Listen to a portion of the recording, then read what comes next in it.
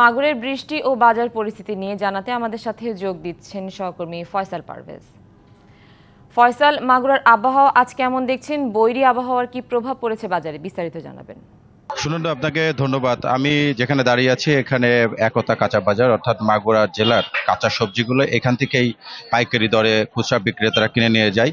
আজকে আমার পাশেই দেখছেন যে রোদ উঠেছে এবং গত কয়েকদিন যাবৎ আপনি দেখেছেন যে মাগুরাতে বৃষ্টি হয়েছে। গত 4 দিন যাবৎ বৃষ্টি হওয়ার ফলে কিন্তু রোদঘাট বিভিন্ন জায়গায়, বিশেষ করে জমিতে কিন্তু কৃষি জমিতে কিন্তু জমতে শুরু করেছে, জলাবদ্ধতা শুরু হয়েছে এবং সেই সাথে সবজির যে সরবরাহ, সেই সরবরাহ কিন্তু কিছুটা গত 4 দিনে কম ছিল এবং আজকে আমরা দেখতে পেয়েছি যে সরবরাহ বেড়েছে এবং ব্যবসায়ীরা যেটা বলছে, গত 4 দিনে যে সবজিগুলো, বিশেষ করে কাঁচামরিচ থেকে কাঁচামরিচের দাম ছিল গতকালও ছিল 350 টাকা করে পাইকারি দরে, যেখানে খুচরা বাজারে বিক্রি হচ্ছিল প্রায় 450 টাকা। আজকে সেই কাঁচামরিচ কিন্তু দাম কিছুটা কমেছে, অর্থাৎ 240 টাকা 280 টাকা দরে কেজিতে কিন্তু বিক্রি হচ্ছে। যে কাঁচামরিচ সবসময় আলোচিত থাকে, সেই কাঁচামরিচের দাম কিন্তু গত 4 দিনে বৃষ্টিতে বেড়েছিল।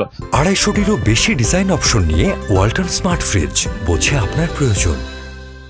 তা আমি আপনার একটু দেখাতে চাই যে পাশে যে বাজার ব্যবস্থা চলছে সকাল 6টা থেকে, সেখানে পেঁয়াজের দাম কিন্তু আমরা দেখতে পেয়েছি যে 100 টাকা করে ভালো পেঁয়াজ বিক্রি হচ্ছে। এবং সেই সাথে আপনাদের একটু জানিয়ে রাখি যে মাগুরা জেলার যে সবজি, সেই সবজিগুলো বেশিরভাগই আসে চুয়াডাঙ্গা, মেহেরপুর, যশোর এবং সাতক্ষীরা থেকে। এবং মাগুরা থেকে যে সবজিগুলো উৎপাদন হয় সেই উৎপাদন কিন্তু কিন্তু খুব একটা মাগুরার জন্য খুব একটা যে স্বয়ংসম্পূর্ণ তা নয়। মাগুরার যে চাহিদা থাকে সেই চাহিদা অনুপাতে কিন্তু মাগুরার সবজি উৎপাদন হয় না। অর্থাৎ কৃষি বিভাগ থেকে যেটা বলা হচ্ছে যে মাগুরা স্বয়ংসম্পূর্ণ যদি হয় সবজিতে, তাহলে কিন্তু এই যে দাম বিভিন্ন সময় বাড়তে শুরু করে প্রতিকূল পরিবেশ, সেটা আর হবে না। তো মাগুরা থেকে এই ছিল আবহাওয়া এবং সবজি নিয়ে সর্বশেষ খবর। ফয়সাল, ধন্যবাদ আপনাকে।